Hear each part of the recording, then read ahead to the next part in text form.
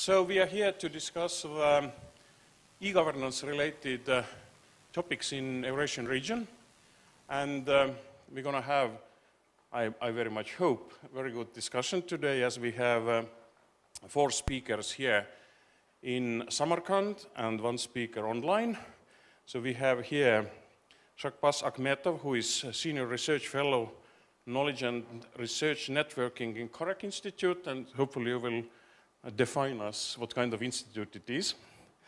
We have here Anastasia Kalinina, who is co-founder and CIO of Restate Foundation, and we are very curious to learn more what it is.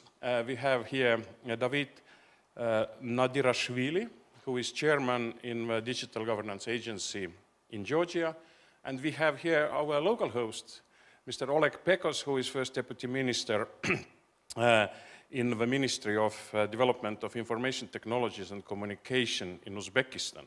And we have online Olga Tumuruc, Director of the Electronic Governance Agency of Republic of Moldova. Unfortunately, we do not have here Ukrainian representatives. We were inviting them, but unfortunately, because of Russian aggression and situation in Ukraine, they were not able to join us today, but they do great work also during the war. So, but let us start. A couple of housekeeping remarks. I give you all 5 minutes for introduction, and maybe, Shakhboz, I give you 7 minutes because you need to cover whole region. And after we will have good discussion. We start from Shakhboz, and Oleg will follow, as Oleg has some other duties for today during the ICT week. But Shakhboz, floor is yours. What you are doing, and also what is your insight about the developments in this region. Please use the microphone also. It should work.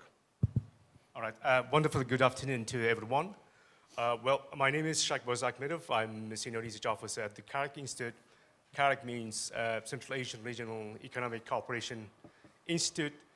And we focus on 11 countries, basically, so 5 Central Asian countries: Afghanistan, China, Mongolia, Azerbaijan, and Georgia. And digitalization is perhaps not my so-called piece of cake, yeah, but I happen to be here today to present our recent research report.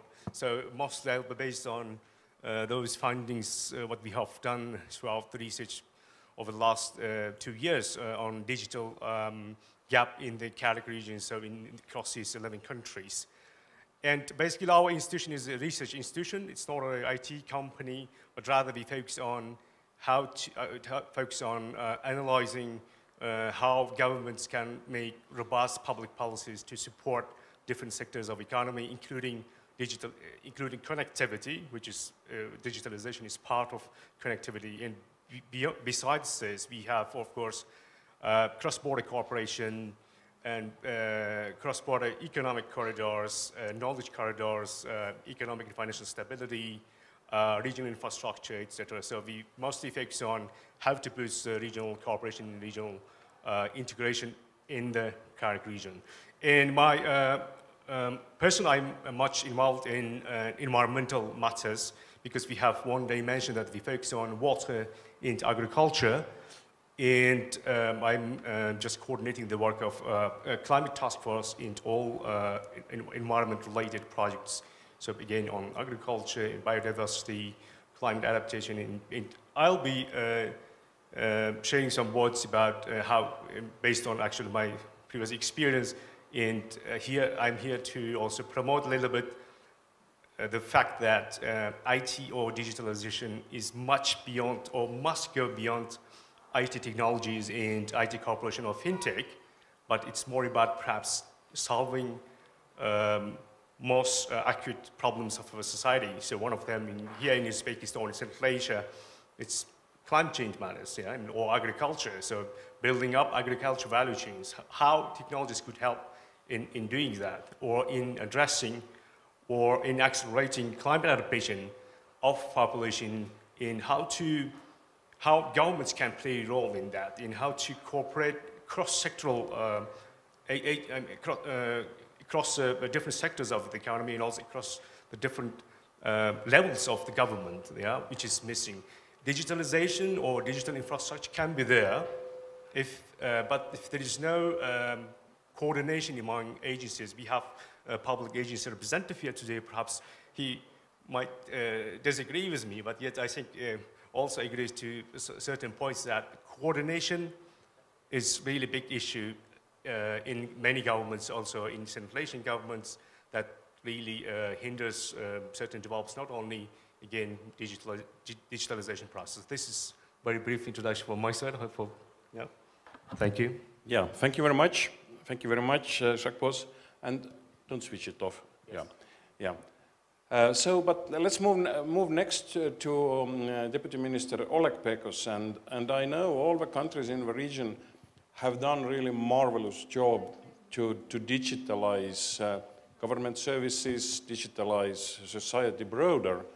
And it was also visible in the United Nations e-government development index, where most of the countries in the region were making remarkable progress, not only in ranking, but also content-wise. And I think we should be all here very happy about it, because Shakhboz just mentioned that you are discussing also and researching about water resources, but sometimes it's said that data is new oil for the economy. I should say data and digital connections is new water also for the Central Asian region, where water is a really remarkable issue also. But Oleg, what are the main challenges you are facing here to develop digital government in Uzbekistan, and what are your success stories, and what are the next targets? Thank you so much. If it's possible, I will speak Russian, because it's more simple. Yeah, thank you. Прежде всего, дорогой Ханнес, я бы хотел поблагодарить вас за сотрудничество в рамках электронного правительства, в рамках совместной рабочей группы. Мы посетили Эстонию в этом году. Мы уже на протяжении больше года работаем совместно, обмениваемся опытом. И вот эта поездка, и в целом работа, и те спикеры, которые приезжают нам по обмену в рамках вашей программы, они помогли как раз-таки подняться на те 18 позиций, которые вы сказали, потому что это совместная работа, командная работа. И очень важно здесь не искать каждому свой путь, а оптимально выбрать правильный по направлению и идти по пути наименьшему сопротивлению. Поэтому мы выбрали наилучшие практики и, конечно же, двигаемся. Я надеюсь, что наше дальнейшее сотрудничество оно будет больше и больше приносить успехов. Еще нужно очень много сделать. Нельзя сказать, что мы какую-то часть уже закончили. Основные приоритеты – это, конечно же, инфраструктура. Министерство здесь и как регулятор, и как непосредственно исполнитель данной системы. Мы должны довести до каждой точки Республики Узбекистан высокоскоростной интернет. Очень приятно, что вот сегодня в рамках ICT Week мы находились в Самарканде, и 5G базовые станции там уже установлены, работают достаточно хорошо. Сервисы, более 700 мегабит в секунду скорость. Это первое, очень важный компонент электронного правительства – это Human Capital. Здесь огромная работа ведется по поручению главы государства, постоянно под пристальным вниманием создания IT-парков, IT-центров. В каждом районе Республики Узбекистан создан IT-центр. 3 университета плюс 1 Digital University с компанией PAM, который открылся в этом году. То есть мы идем очень хорошими темпами. Конечно же, хочется всегда быстрее. Мы четко видим, куда идем и что нужно сделать. А если говорить про основные задачи, на мой взгляд, электронное правительство должно быть настолько простым, чтобы каждый гражданин хотел заходить в приложение, в связи с чем с 1 ноября текущего года мы предоставляем government-сервисы для всех аплетов, мобильных операторов, платежных систем. Всем, кому удобно, мы отдаем инструменты, API, и человек, как правило, уже 99% граждан Республики Узбекистан, достигших совершеннолетия, они пользуются платежными сервисами. Они привыкли к интерфейсу.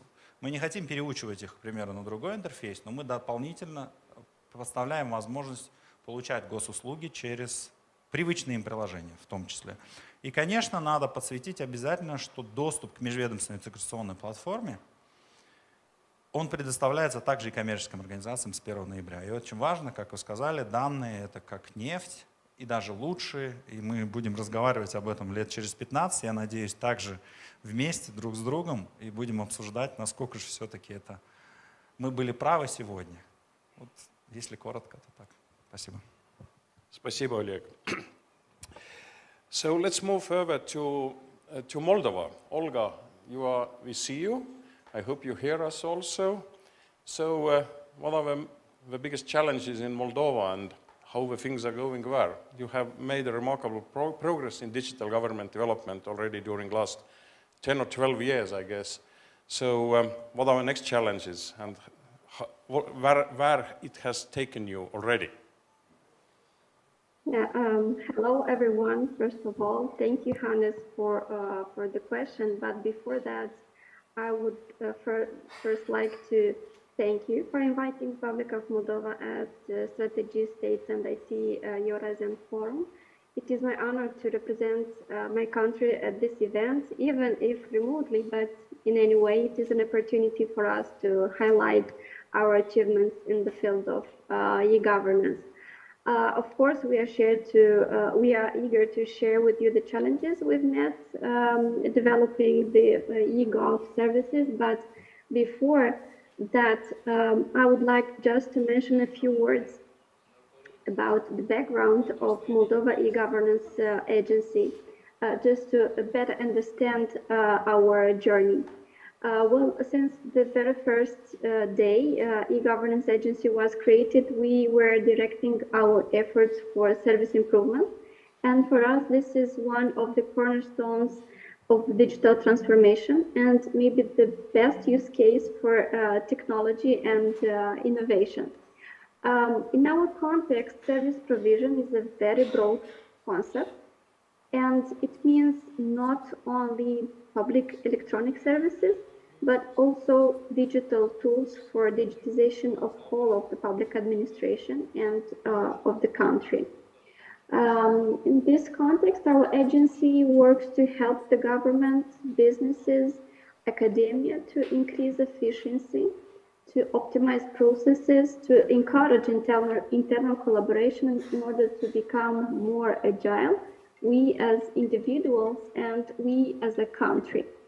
Our main fields of intervention and activities are developing and continuous improvement of a resilient e-governance ecosystem, applying ICT and innovation for modernization of public services, implementation of national interoperability framework, going with the digitalization at the local level, and ensuring the consistency of the compliance of information system developed within the public sector through evaluation and coordination and intelligent IT investment in the government.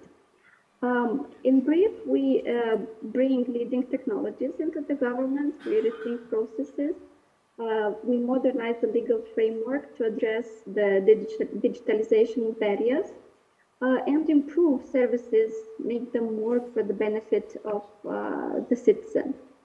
Coming back to the challenges that we've met when developing e-government services, I shall start with the fact that in Moldova, e-governance story started back in 2010, indeed, when our government understood that using technology in organizing public administration would bring value and would boost innovation, would help improve the way we are interacting with our citizens, and would make more efficient the service provision process. In this regard, a policy document was approved and a very ambitious objective was set by 2020 to have all public services available online. As mentioned, this was a very ambitious objective for us, because we were facing some important facts in order to be considered. Thus, even at that point in time, we had some important information resources available, like the State Register of Population, legal entities, real estate, transport, driver's licenses, registry, social insurance, and so on and so forth. We also were having a PKI infrastructure in place and the tools for advanced qualified signature. Anyway, we were still lacking e-services due to limited resources in the public sector, financial resources, but more important, the human capital, the human resources. And still it is a challenge nowadays, 10 years later. This is why we decided in favor of a centralized approach when considering e-services delivery model. What this means in our case, it means that the government designed and built an ecosystem, the e-government ecosystem, that is composed of a number of generic services, verticals, or building blocks that are now functional and are available as microservices ready to use when starting the development process of an e-service. So in order to address the human capital challenge, basically the unavailability of resources that could be dedicated to complex development process, with the support of World Bank Group and in the framework of the government e-transformation project, we developed the prerequisites and the constituent elements of an electronic service. These are common elements that all public services have, that mainly all information systems have as functionalities or requirements, and that now serve as building blocks for information system development and delivery. In this way, the developed e-government ecosystem, this number of available platforms and microservices which perform functionalities that are typical to electronic services, such as strong authentication, signing, payments, data exchange, notification, delivery, made the development of electronic services more feasible, as now the service provider has no need to develop separate modules for each information system. Instead, he basically can direct his effort and resources only to the particular business need, to the particular process related to the service delivery model, because the rest of the functionalities are already available within eGov ecosystem. Having this ecosystem in place gives us now the opportunity to, as mentioned, to consolidate our efforts for the development process of electronic services.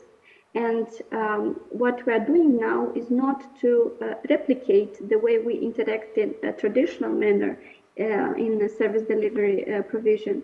We are trying first to rethink, simplify, re-engineer the service, and only after that to apply the technology and the developed building blocks to have the services, electronic services in place. The main challenge now is to achieve that goal that already expired in 2020, yes, to have all public services available online. This still is a challenge, but we are trying to mitigate the risks by offering all, from the central level, all is needed for the service provider in order to develop the electronic services that would be more accessible, that would be more user-friendly, that would be available including from a mobile application, and will help us boost the remote interaction and a more qualitative interaction with our citizens. Well, thank you. I won't take any more time. And thank you, Olga. Thank you, Olga, and I hope you can join the discussion also. Okay, now let's move from Moldova to Georgia.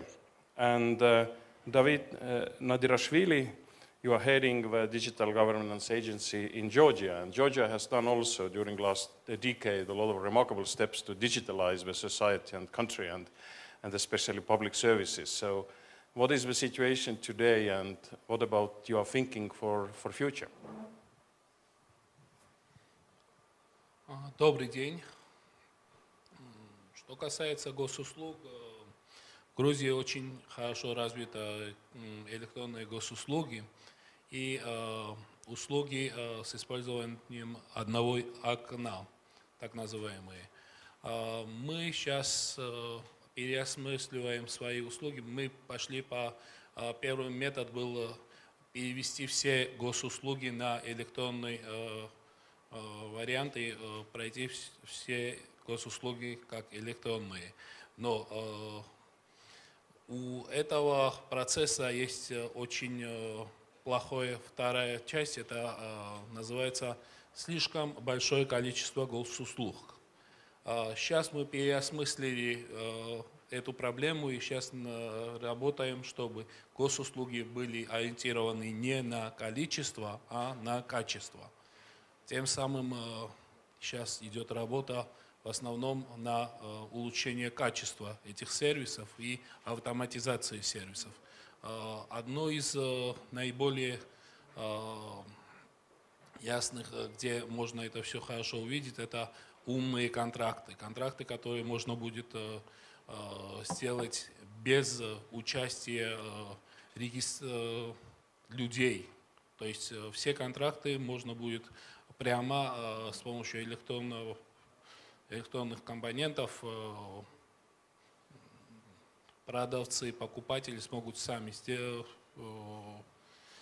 проводить, и с помощью финансовых институтов все это будет регистрироваться в автоматическом порядке.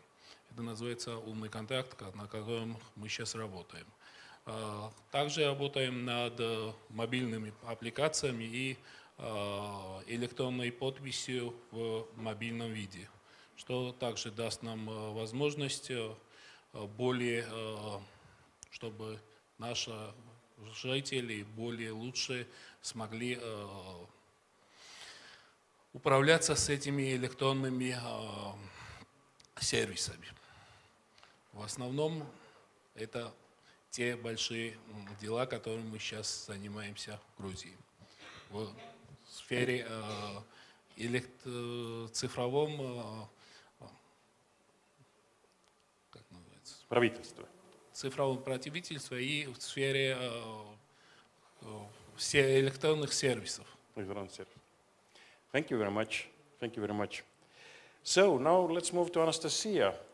Anastasia, you are, as mentioned already, co-founder of and CIO of Restate Foundation.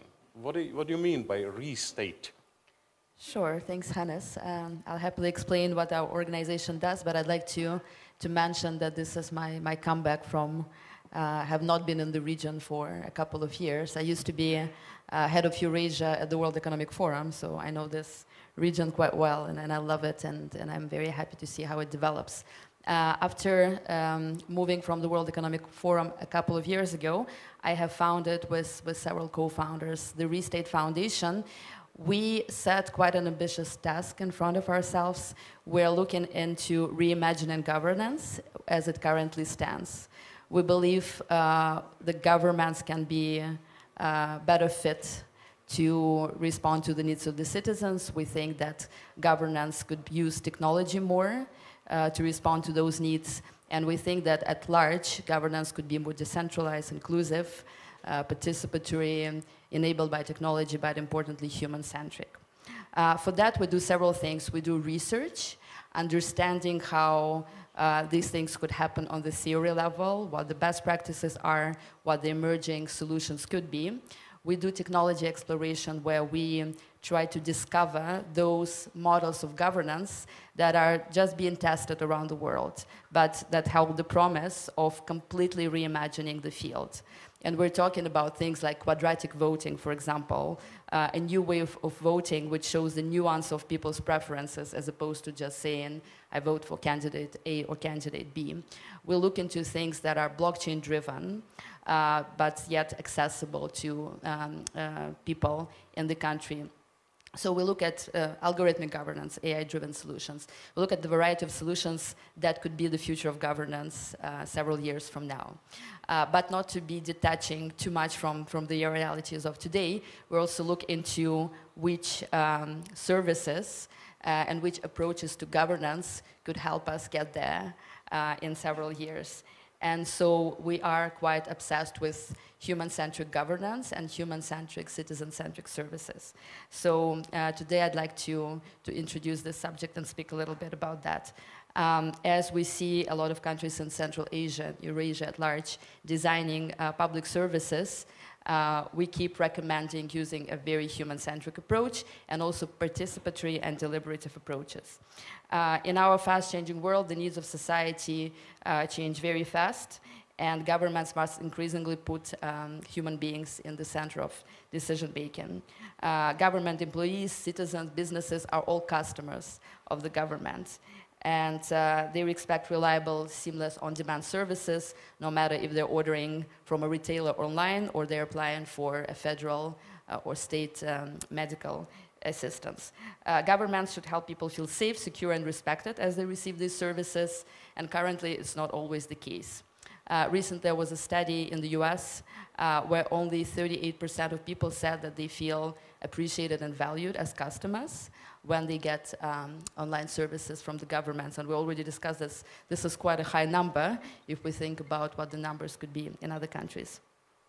Of course, in the public sector, competition does not exist in the similar way that it does in private sector. However, people still make choices as residents, as taxpayers, as employees, and in order for governments to serve citizens' needs, they have to focus on digitizing the experiences and making it possible in the equitable way. Currently, most public services are very government-centric. They are designed to solve internal authorities' issues, often neglecting the needs of the public. But we know that the best companies in the world are absolutely customer-obsessed. So we recommend to take the same approach when it comes to public services. Governments tend to believe that they have the monopoly of public services. However, if they continue to keep this mentality, they might lose their stance as a defining factor when it comes to equity, sustainability, and citizenship. So the governments can be losing their standing because the private sector is becoming way more agile. Governments, importantly, are accountable for society at large, whereas other stakeholders are accountable for a subset of society. And it's critical because governments can help mold the values and the human lives and the environments in which we're living in. So shaping our moral compass by the way it introduces certain philosophies is also very important. This is why human-centric approach should be at the core of the matter. Audrey Tang, the digital minister of Taiwan, Taiwan is famous as a groundbreaking innovator of human-centric public services, says that social innovation is the idea that is everybody's business and is done with everybody's help. So around the world, we're collecting best practices where people are invited to participate in designing the governance services from the get-go. Right now in the world, there are more than 500 places on different levels from city to state where governments are using technology to crowdsource policy. For example, in countries like Iceland and South Africa, the constitutions were crowdsourced by citizens. In Europe, especially in France and Spain, participatory budgeting is highly popular. And also participatory budgeting is very well developed in Latin America. Taiwan, like I said, is one of the best examples of such things. They have the participation officer who is in charge of meeting with citizens day in and day out to not only get their feedback on existing solutions, but also get their new ideas. And their conversion rate is as high as 45%. 45% of solutions that are offered by citizens are being implemented in policy. They also have an interesting innovation that's called Gov G0V, which is an interesting thing when you go to any governmental website and you replace the O in .gov to the 0. You get to an alternative URL where you can fork the governmental technologies and you can play with the code to see if it could be developed in the brand new way. And oftentimes it is so well done that government does not have any other choice but to adopt it. This is the next level of citizen participation where it's really the act of co-creation. And of course there are many other more standard, more classic solutions in Europe where people are invited to participate in policy either by deliberation where they express their desire to do that, or by lottery. citizen lotteries in Scotland are quite popular, where it's a random selection of diverse groups of people who come together to create policies. And usually the efficiency of policies years after proves to be quite productive and quite efficient. I have many examples in store, but I think this will be enough for introduction, but happy to share, if anything, because we believe it's such an important tool. Thank you very much, Anastasia. And I think you give us a good kick for the discussion also, because my first question, what is going to Oleg, Pekos, is, and also others, that how you actually involved like users or stakeholders, or however you call it, to the design of public services, what you deliver online. Is there some good samples or methodologies, or you just know everything already in your office and they must use it just? Oleg, maybe you start. Конечно же, перед внедрением любой государственной услуги очень важно провести BPR этой услуги, потому что просто перевести ее с бумажного вида на электронный этого недостаточно. Есть лишние шаги, особенно по авторизации, по идентификации человека и много-много разных форм, которые необходимо заполнять. С прошлого года у нас запрещено запрашивать более 70 видов справок. Это уже большая победа. Тем самым, после того, как это законодательно запретили, государственные органы вынуждены подключаться к межведомственной интеграционной платформе и в автоматическом режиме получать всю эту информацию. То есть вы предоставляете, если это ID-карта с QR-кодом, либо PIN-FL свой, после чего все данные всех необходимых возможных анкет, они заполняются автоматически, с вашего разрешения, само собой. Но это не нужно делать вручную. Вот этот шаг очень важный. И при изучении и проведении BPR любой государственной услуги мы зачастую понимаем, что 3 или 4 порой шага, они лишние. Возможно, исторически так сложилось, что когда-то это было нужно. Возможно, но факт, что сейчас это не нужно. И мы уже перешли к тому, что на сегодняшний день больше 370 госуслуг. И мы уже заново, те услуги, которые уже был проведен BPR, но были внедрены, к примеру, 2 года назад, мы заново проходим BPR этих услуг и автоматизируем, убираем лишние шаги. И, конечно же, большой шаг тоже и помощь нам предоставила возможность Face ID-идентификации, в том числе и Mobile ID-идентификации, которую мы запустили на электронном правительстве в этом году. То есть в явочном порядке гражданину ни при каких обстоятельствах уже идти не нужно. Мы сравниваем, очень хорошая есть возможность. С 2013 года все граждане Республики Узбекистан получали уже биометрические паспорта, и эта биометрия у нас есть. Тем самым никуда ходить не нужно, мы их идентифицируем, и человек получает просто удобную услугу. Thank you. What about in Georgia, Davit? I know Georgians are very talkative and they always want to visit office and see someone, you know, and talk to each other. But how they are going online, and what are the methodologies you are using to push them online, but also like make the services online in the way what people actually want? Господин Олег очень правильно сказал, те же проблемы и в Грузии, конечно. Мы также, после того, как построили дом юстиции, который не цифровой, а это был принцип одного окна, и люди уже привыкли на где-то 85% госуслуг брать в одном месте. В этом же одном месте мы сейчас пытаемся их научить брать все это в электронном виде. Там же установлены компьютеры, на которых они могут эти услуги взять электронно. Что касается идентификации и аутентификации, аутентификация single sign-on принцип, который мы сейчас внедряем, даст нам возможность, чтобы один раз человек, зарегистрировавший на госуслугах, смог бы получить все эти госуслуги и заново ему не потребовались регистрации. Все те документы, которые он может брать электронно, не приходя и пересылать, он просто физически может это уже делать. Но уже приходится сейчас думать об автоматизации, чтобы вместо того, чтобы вместо человека уже интеллектуально компьютер сам смог все действия сделать вместо человека. Спасибо. Thank you, David.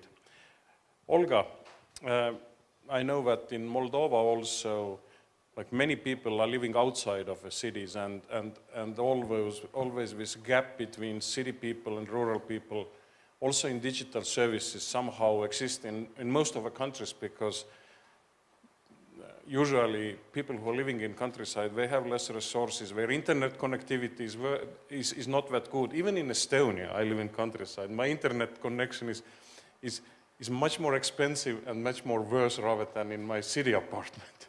So this is, I cannot say it's normal, but it's the reality just. So what you do in Moldova also to bring more people who are more vulnerable or having less access to the resources, how to bring them to the digital services and digital era and digital governance in very broad sense? Yeah, thank you, Hannes, for this question. And answering to it, I will start with one thing. In 2018, after the previous project, e-government transformation project, when we developed the e-gov ecosystem, we started using these building blocks for the modernization of governmental services. And the main goal of these activities, of this project, is to ensure, first, a better quality of public services, but also to increase the accessibility of public services, also reducing the administrative burden that is related to service provision. One of the strategies to increase the accessibility of public services is to make them available online, but to digitize the public services as they are and as the service providers were used to organize them did not fit our objective to ensure a better and a higher quality of public services. And as many other countries in the post-Soviet space, we have a rich legacy and problems, and in many cases the services were provided not based on some rules or regulations, but just on some common practices, traditions, and so on and so forth. That is why in the framework of this project, we established a new concept of modernization, first through re-engineering and only after this through digitization. And this modernization process is composed of actually 4 phases: the rationalization phase, the re-engineering phase, the digitization, and the delivery, the most important one, yeah, that is dedicated to diversify the delivery channels, to deliver central services locally, and to have implemented a customer-centered delivery model with approved quality and delivery standards and continuous improvement. Our re-engineering methodology that was put in place and that we are now following states some important principles in order to produce these radical changes and to increase the efficiency of the services, such like citizen centricity, minimum documents, extensive use of IT, omnichannelity in the omnichannel delivery process. I will not stop too much here because the question was how we ensured the access to public services, but one of the problems that we were also facing in ensuring the access to public services was the access to central services that are not available in the at the local level. So. And another challenge is that, for example, according to our law on public services, yes, all public services must be available digital by default and digital first. But on one hand, we are fully aware that there will always be people and citizens that will prefer to either be assisted by someone because they lack digital competences, either they simply prefer to go to the service provider and or to another place to request the service, meaning they want this physical interaction. In Moldova, we have both cases. In this regard, we introduced a concept of unified centers for public service delivery. We call them COOPs, that are an alternative public service delivery channel through which the front office segment of the service is taken over by a third-party institution, and in our case is the local public authority. The back office is still provided by the service providers. We piloted this concept of COOPs in 17 localities in rural areas that are removed from the main regional centers where central service providers are located. And the logic behind the COOPs is that the specialists that are working there are assisting the citizens in accessing electronic public services. They are guiding them how to use e-gov services and other digital tools. But in the same time, the COOPs play a role of a hub within these rural communities for keeping the population informed and skilled, and in this way comfortable in using electronic services. Thank you. We entered now, just one more comment. We entered now phase 2 of these activities related to COOPs. So we are targeting rolling out such centers in other 18 localities. We have a good partnership with local public authorities and a vivid interest from them for diversifying the spectrum of services, but also to support their community, their citizens, in being more involved in all that means digital culture and helping them to develop their digital skills. Thank you, Olga. Thank you. Thank you. Shakhboz, you mentioned in your introduction the relations between ICT and climate change. And I'd like to hear more about it, because if to give you some hints, there is like two views on it. First of all, if you are discussing about the public service delivery, if you are doing it online, it's probably we are saving a lot of nature and energy, and we are friendly to climate because people do not need to travel to the cities to apply and then pick it up. We made a calculation in my organization, E-Governance Academy, that it's usually taking like 3 full working days to come to office to apply and go back home if you are in a remote village, and then you need to come back to pick up the document and return home. And sometimes even you need 3 visits, because first time you apply, second time you come and they say, we had a small mistake, but we need to improve first, and then you can come back. Another view is that all those social media, Facebook, TikTok, Instagram, people are wasting an endless number of energy by just using them. And actually the harm to the nature is tremendous, either it's invisible, because just a couple of billion people are using TikTok simultaneously globally. What is your point of view on it? Thank you, Anas. Good question indeed. As a citizen of Uzbekistan, I'm really enjoying all e-governance services which were just mentioned by Oleg in his speech, and that really makes your task easy. I mean, as a citizen, you have to be, and I'm really proud of that, of these latest changes.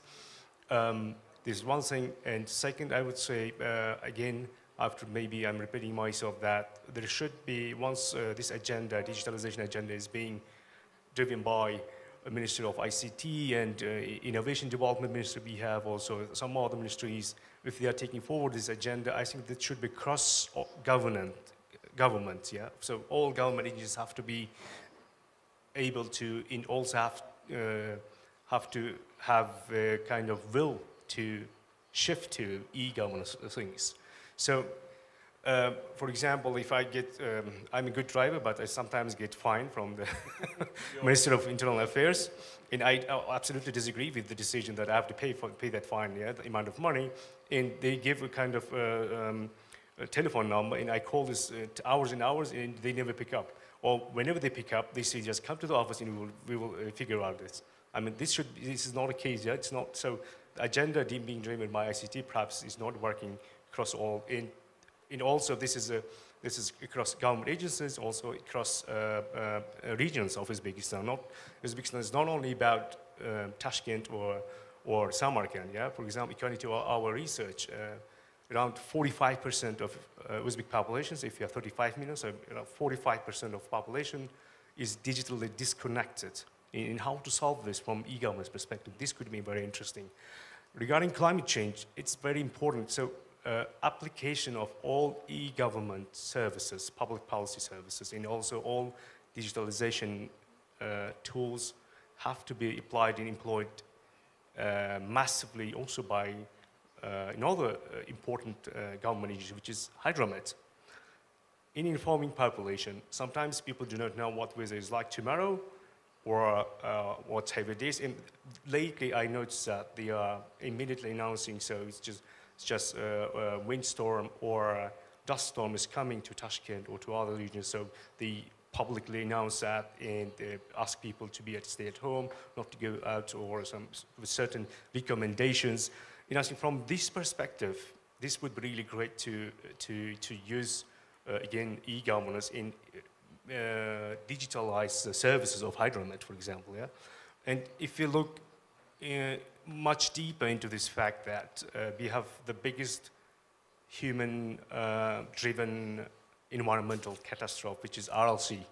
It has desiccated, it has disappeared. 40 years ago, it was one of the biggest lakes in the world. So, and now there's no water there.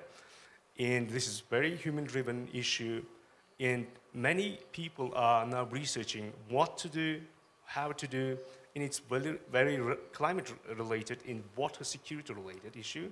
So perhaps we could apply many digital tools and digital solutions, tech solutions, in bringing or in solving some issues related to RLC catastrophe, or the area where the water is really salty and air quality is really low. For example, in CAREC, Pakistan, and Khorizm, Bukhara. I come from Bukhara, so I'm pretty much aware of what is happening there and how to solve this. I mean, if public policy issues could draw more attention to these aspects of the issue as well, so that we could perhaps reap more fruits of digitalization, and we could see the tangible results of this e-governance and digitalization overall.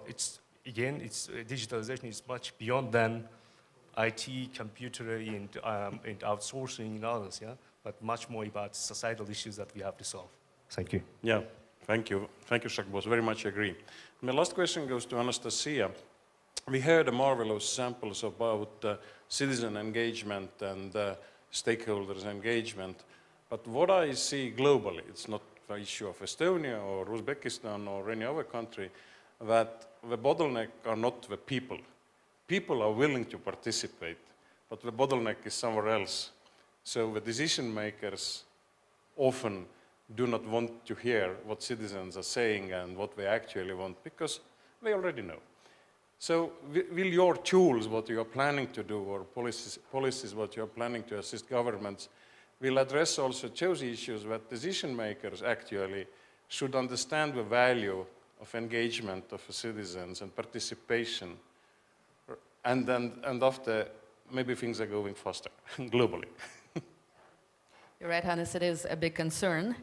And the experience shows that you cannot make someone want something until they really want it. But one way of showing them that they might want something would be to offer to them just to try it out. And so, part of what we do in Restate Foundation, we're releasing the Future of Governance Toolkit in March of next year at the World Government Summit in Dubai. And the next step for it would be to, it's a living library of best participatory governance practices that could be easily contextualized to any context in the world, be it China or Estonia or Uzbekistan or Japan or Uganda.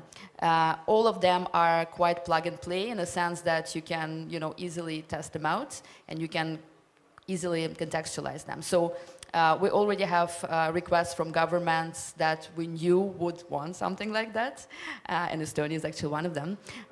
But we also want to start working with countries who just haven't had a chance to taste participatory governance, and there are some strategies of doing that. At the same time, citizens are becoming more active because citizens get to travel a lot around the world right now, and so they could compare how public services are being offered elsewhere and what tools there exist for people to take part in deliberations. So more often than not, people will have a general sense of what is possible and they would want to bring it home, especially if they get foreign education, then bring it home. So they have specific demands at home, and I think this will be also driving certain levels of willingness to participate more. Of course, it's not a straightforward process, and it will not take just a year or two, but importantly, we have departed, so hopefully the journey will be bright. Thank you very much, Anastasia. Thank you very much. We need to wrap up. Our time is over. As being Estonian, I'm trying always to be punctual. But I'd like very much to thank Olga, Anastasia, Shakhboz, Davit, and Oleg for this great discussion, and I want to thank also strategies to bringing people together. And we see a remarkable process in all Eurasian region. And we hope to continue this discussion next year, somewhere in the region. Thank you too, Hannes. Thank you for moderating. Thank you very much, and have a nice day. Thank you very much.